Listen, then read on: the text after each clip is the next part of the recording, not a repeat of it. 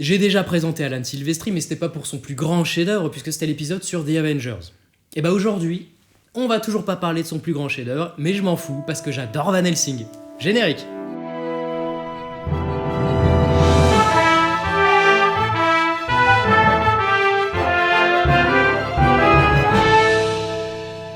Bonjour et bienvenue dans cet épisode de Partoche. On va aborder la musique du film Van Helsing composé par Alan Silvestri. Je pense qu'il y en a beaucoup parmi vous qui espéraient que je reparle de lui. Contexte. Van Helsing. Ah, Van Helsing. Oh là là. Bon, alors Van Helsing, c'est un film de Stephen Sommers sorti en 2004 avec Hugh Jackman dans le rôle principal. Il met en scène Van Helsing, un missionnaire du Vatican chargé de chasser les monstres, genre les loups-garous. Et là, on l'envoie en Transylvanie pour régler un bail avec Dracula. Eh mais je kiffe ce film. Alors il est kitsch, il est cliché, mais l'ambiance est cool, l'action est top, il est drôle, et puis bien évidemment la musique me plaît beaucoup. On ne présente plus son compositeur, Alan Silvestri, mais cette expression est nulle parce qu'à chaque fois, après on le présente quand même. Globalement célèbre pour ses collaborations avec le réalisateur Robert Zemeckis, notamment la trilogie Retour vers le futur, ça c'est quand même la base, mais c'est pas tout ce qu'il a fait, et moi par exemple j'apprécie pas mal son travail sur les 2 premiers Predator, et sur le Retour de la momie, autre film de Sommers d'ailleurs. Récemment il s'est retrouvé de nouveau sur le devant de l'affiche avec les 2 derniers volets de Avengers, Infinity War et Endgame. Mais revenons sur Van Helsing. Ah, Van Helsing. Bon alors, comment on va structurer cet épisode ? Eh bien, je vais donner ce qui me semble être les caractéristiques principales de l'univers sonore de cette bande originale, donc ça va passer par la présentation des thèmes et des motifs récurrents évidemment, mais aussi d'autres procédés musicaux employés abondamment dans le score. Eh bien c'est parti, allez on va commencer par le thème qui m'a le plus marqué quand j'ai vu le film au cinéma, j'avais 14 ans, c'est celui de Van Helsing. Alors c'est pas le motif qu'on entend le plus souvent mais les scènes sont bien choisies donc il imprègne bien l'esprit je trouve. C'est bien sûr lui qu'on entend quand on découvre le personnage. Mais la plupart du temps il est joué lorsqu'on a des scènes de voyage en fait. Van Helsing rentre au Vatican. Van Helsing part en Transylvanie. Van Helsing repart au Vatican. Et enfin, Van Helsing repart en chasse.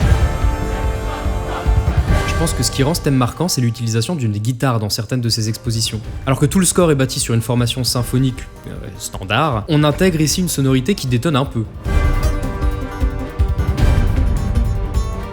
On peut aussi discerner des sons électroniques dans la rythmique de la musique. Un choix étonnant, mais qui fonctionne. Pareil, le thème commence souvent avec un coup de cloche tubulaire isolé, qui crée très vite une association dans notre esprit. Ce qui fait qu'à chaque fois qu'on entend une note de cloche dans le film, on pense à Van Helsing. Deuxième point notable, la rythmique. Pour bien comprendre, on va déconstruire le thème. La mélodie est formée d'un cycle de 4 sous-unités presque identiques. Chaque sous-unité dure une mesure, donc là c'est très carré, très régulier.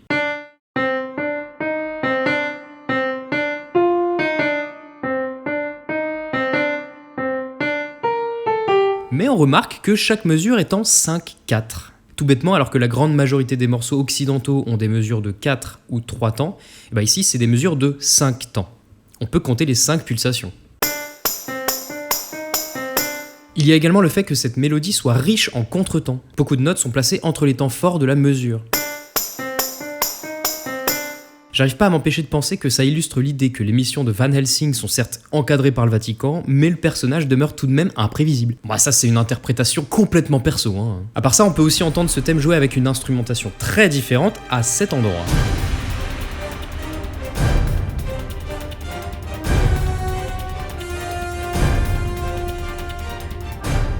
Deuxième thème, beaucoup plus présent celui-là, le comte Dracula. C'est le grand méchant du film et il est mis à l'honneur musicalement puisqu'il a un vrai grand thème complet constitué de plusieurs éléments. Premièrement, la mélodie qui est au choix chantée par des chœurs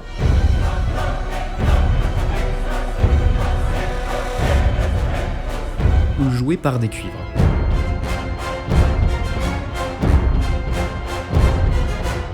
Cette mélodie ne tourne qu'autour du 5e degré de la gamme, la note centrale, ce qui lui donne une certaine instabilité.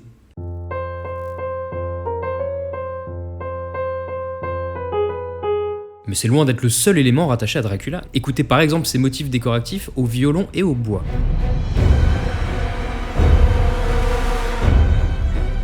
Ou alors ce motif qui revient de temps en temps joué à la trompette.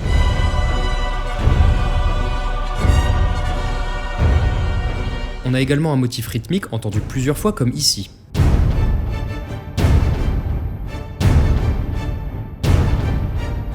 plus simplement, cette rythmique hyper stable, constituée d'un martèlement de percussions lourdes et une série de noirs en staccato ininterrompus aux cordes. C'est cet élément qui introduit presque toujours le thème de Dracula.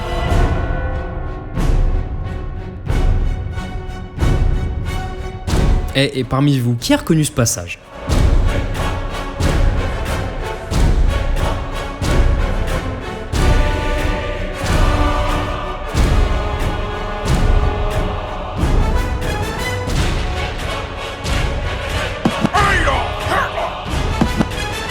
Et ouais, ils ont samplé ce passage pour leur instru. Ça fait des années que je l'ai remarqué, ça fait plaisir d'enfin pouvoir le balancer à la face du monde. Bref, on reprend. Cette façon de construire un thème en plusieurs couches ou motifs superposables est intéressante, je trouve, parce que ça nous permet d'avoir un tas de petits éléments qu'on peut choisir de mettre tous ensemble dans les moments forts.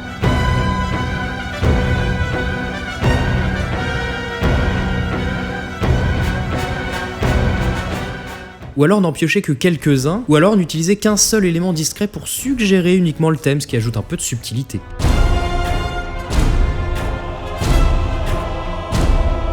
Et en parlant de subtilité, on va passer au thème suivant. Parce qu'il y a un point sur lequel le film n'a vraiment rien de subtil, c'est qu'il offre un love interest. Anna. Heureusement, elle n'est pas là que pour servir d'histoire d'amour. En effet, Anna est la dernière d'une lignée familiale qui a combattu Dracula. Si elle ne tue pas le comte avant sa propre mort, toute sa famille ne pourra pas accéder au paradis, donc petit stress. Et bien c'est tout cet aspect que son thème va mettre en lumière en fait, je vous le fais entendre.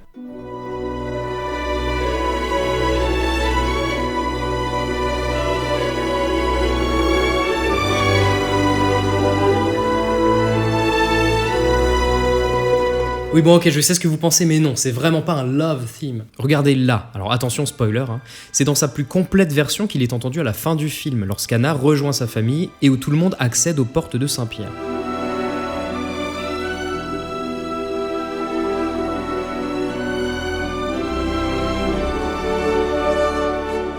Ce thème est aussi parfois joué dans les scènes d'action, même si c'est très rare. Dans ce cas, l'orchestration change complètement. Ici, on n'a plus les longs violons ou la flûte délicate, mais plutôt une mélodie jouée par des corps au son cuivré, un arrière-plan fait d'une suite ininterrompue de doubles croches au violon et un battement régulier au timbale, plus la mélodie est légèrement modifiée.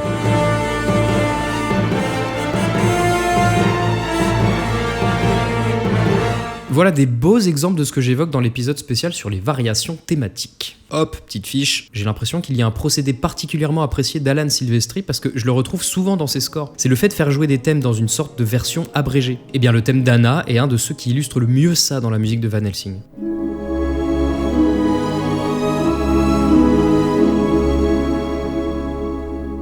Mais il y a un autre motif musical qui est parfois simplement évoqué de la même manière, c'est le thème héroïque du film. Voici déjà la version complète.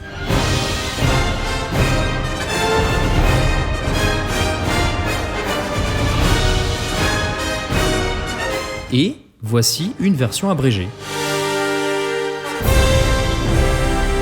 Et là, on n'a plus que les deux premiers accords du motif, c'est-à-dire l'accord de tonique mineur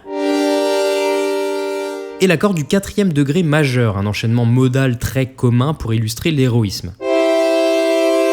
Le fait d'utiliser des versions courtes des motifs, c'est une très bonne technique pour réussir à exploiter tous ces motifs, même en les évoquant très rapidement.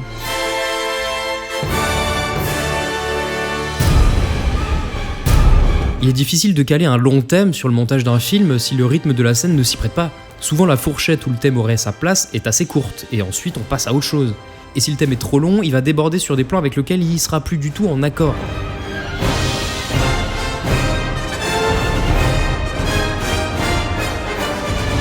Donc bonne technique. Je reviens sur le thème héroïque qui a en fait un motif B, une sorte d'introduction qu'on peut placer avant le reste pour au contraire allonger le thème.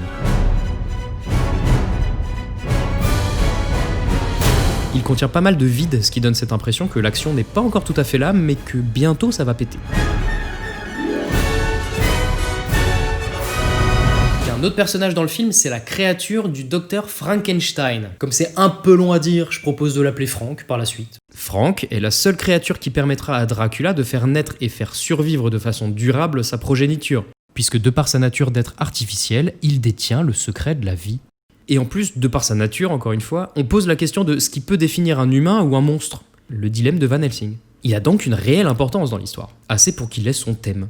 Il est découpé en 2 sous-unités qui, là encore, peuvent être entendues ensemble, l'une après l'autre, ou alors indépendamment, selon les scènes, puisqu'ils ne fournissent pas la même impression. Voici la première partie, plutôt martiale et dramatique, avec ses cuivres et ses percussions, un motif simple mais que j'adore.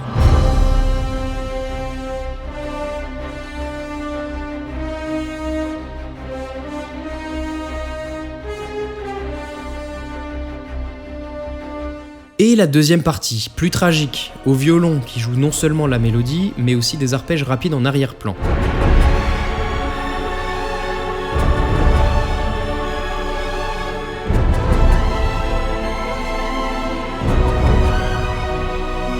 Et vous avez vu qui c'est ? C'est Faramir. Je déconne pas. C'est Faramir. Et maintenant, on finit la liste avec 2 ou 3 motifs qui ne sont pas rattachés à des personnages précis, mais qui sont quand même entendus pas mal de fois. C'est le genre d'éléments musicaux qui participent à créer un univers propre et une BO identifiable. Voici celui qui est le plus répandu dans le score parce qu'il colle à beaucoup de situations.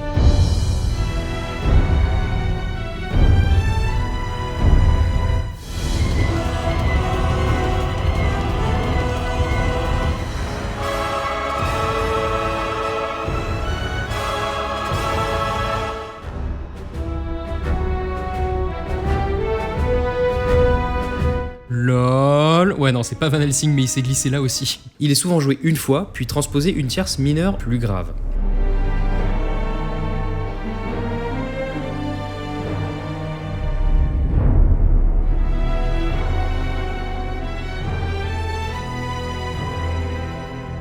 Il y a un autre motif que j'estime être une variation possible de celui-là, parce que lui aussi il a une petite montée de 3 notes, parce qu'il dégage le même genre d'impression je trouve, et qu'il est aussi un peu couteau suisse au final.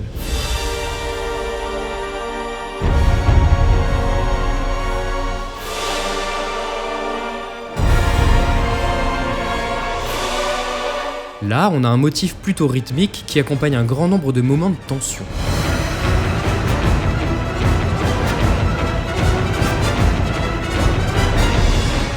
De temps en temps un peu varié, comme là. Alan a également écrit ce petit thème qui donne un effet très tragique et qui donne une impression de fatalité.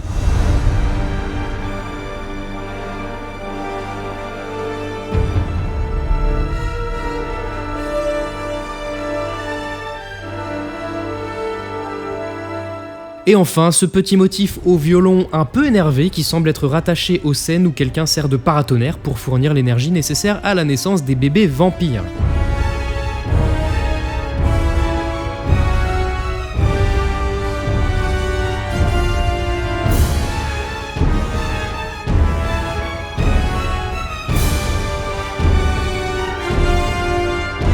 Ce genre d'éléments musicaux récurrents peut être calé au moment opportun, peu importe qui est montré à l'écran, pourvu que la musique fournisse l'ambiance adéquate. Et d'ailleurs, même les thèmes plutôt rattachés à des personnages peuvent être utilisés à d'autres moments. Ça, c'est très commun dans les films. La première partie du thème de Frank, celui que j'aime beaucoup, est parfois entendue dans des scènes où Frank n'est ni présent, ni évoqué.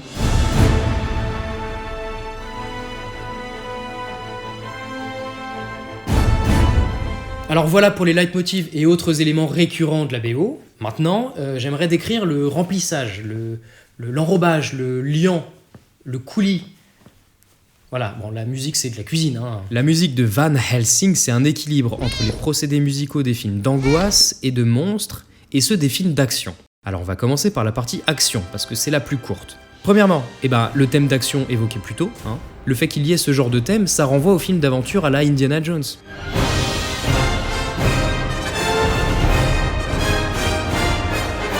Il est brillant, il est énergique, car il comporte des doubles croches dans sa mélodie, et il comporte ce 4e degré majeur évoqué plus tôt. C'est un procédé qui a fait ses preuves.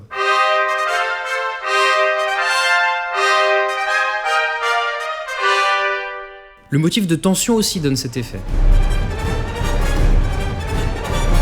Ou encore la version action du thème d'Anna, avec ses violons très dynamiques.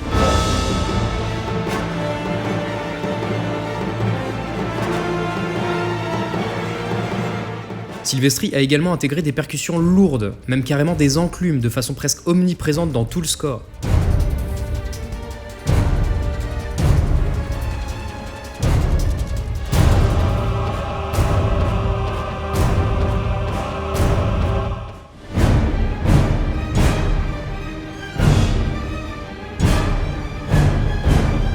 Pas le genre de percussion compressée comme ce qui se fait à foison dans la musique de blockbuster maintenant. J'aimerais citer Hans Zimmer, mais je le fais pas trop fort. Là, on a plutôt des grosses caisses d'orchestre et des tomes graves utilisés très simplement pour jouer un martèlement régulier et dramatique dans la plupart des cas. Mais comme je l'ai dit bien souvent, ces coups de percussion sont doublés par une enclume, ce qui rajoute encore plus de puissance. Ici, toute la fin du morceau est rythmée par ces percussions.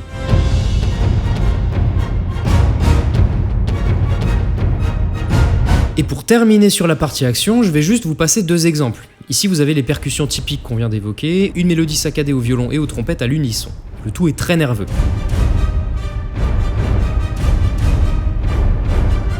Ici, dans un autre genre, il y a une mélodie avec des contretemps chantés par des chœurs. Les notes sont détachées, et par-dessus, on entend un rythme au violon sur la même note, et le tout est agrémenté encore une fois par des percussions pesantes.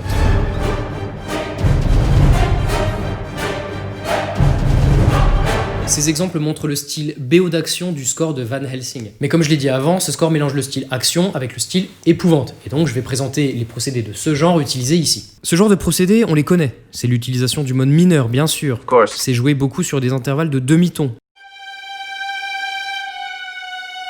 Je rappelle qu'un demi-ton, c'est le plus petit intervalle qu'on a entre toutes les notes de nos gammes standards européennes. Ou encore sur les intervalles de triton.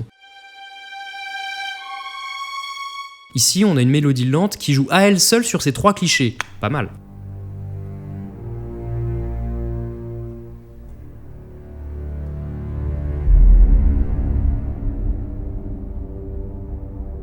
Elle suit les notes d'un accord mineur, Sol, Si bémol, Ré.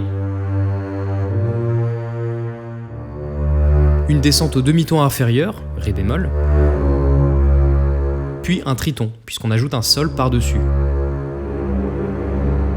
Pour illustrer l'utilisation d'intervalles de demi-ton, c'est-à-dire l'utilisation de chromatisme, je vous propose d'écouter ce motif.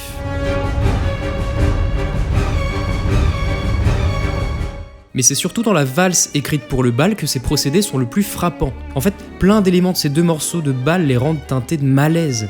Écoutez la mélodie qui est construite autour d'une gamme chromatique descendante. Ça veut dire que les notes fortes de la mélodie descendent demi-ton par demi-ton.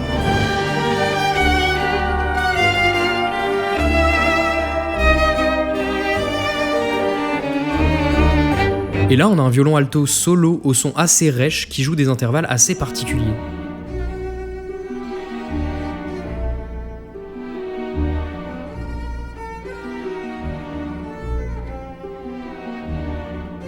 Mais aussi et surtout certains enchaînements d'accords particuliers.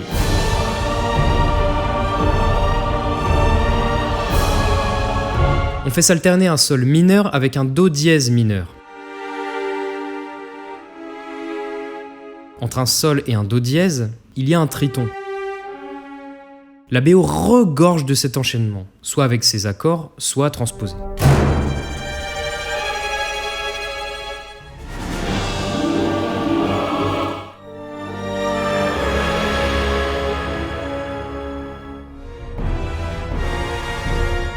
C'est d'ailleurs l'enchaînement des 2 accords d'un motif récurrent présenté plus haut.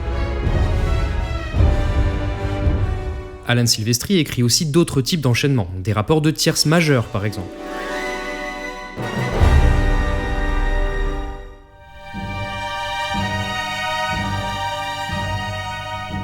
Et enfin, un type d'enchaînement un peu moins exploité dans les blockbusters, les accords séparés par un demi-ton d'écart.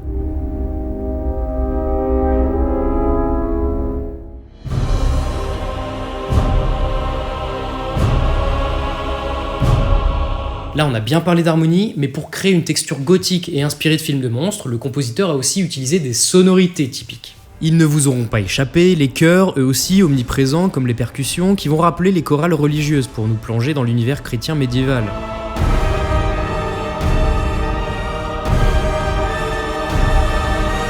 Je vais pas multiplier les exemples, puisque vous n'avez qu'à vous rappeler des leitmotifs de Dracula et de Van Helsing.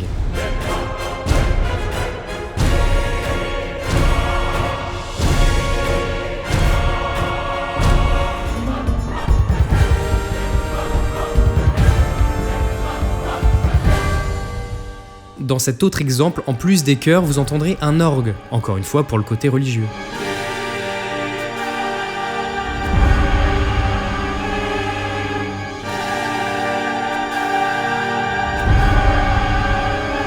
Et pour finir, quelques autres petites sonorités typiques des films qui font peur. Le jeu particulier des violons, ce qui donne une sonorité inhabituelle, est inquiétante. C'est presque du sound design. À ce moment, là, on a demandé au choriste de chuchoter. Certaines notes de cuivre, notamment des trombones, sont jouées en flattered sung, c'est-à-dire qu'on fait rouler la langue en jouant, ce qui ici permet de donner un son un peu effrayant. Et enfin, on a parfois le son d'une cymbale dont on va frotter le bord avec un archet de violon. Vous connaissez sûrement ce son.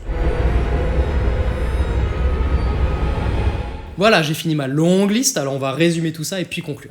Il y a beaucoup d'éléments qui, ensemble, favorisent la création d'une identité musicale forte au film.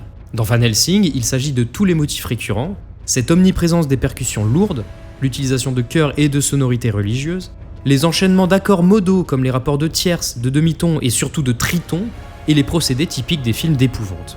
Et ici, en plus des thèmes qui lui sont propres, c'est un mélange assez peu subtil, il faut bien en convenir, entre l'action et l'épouvante qui rend ce score assez identifiable. Chers spectateurs, chères spectatrices, merci à vous. L'épisode se termine, alors si, comme moi, vous prenez du plaisir devant Van Helsing, je vous encourage à jeter une oreille aussi à la musique. Normalement, il y a un lien dans la description vers le score complet. Et puis je vous encourage à partager cette vidéo, ça me ferait très plaisir. Bon courage dans votre vie, je vous embrasse, bisous!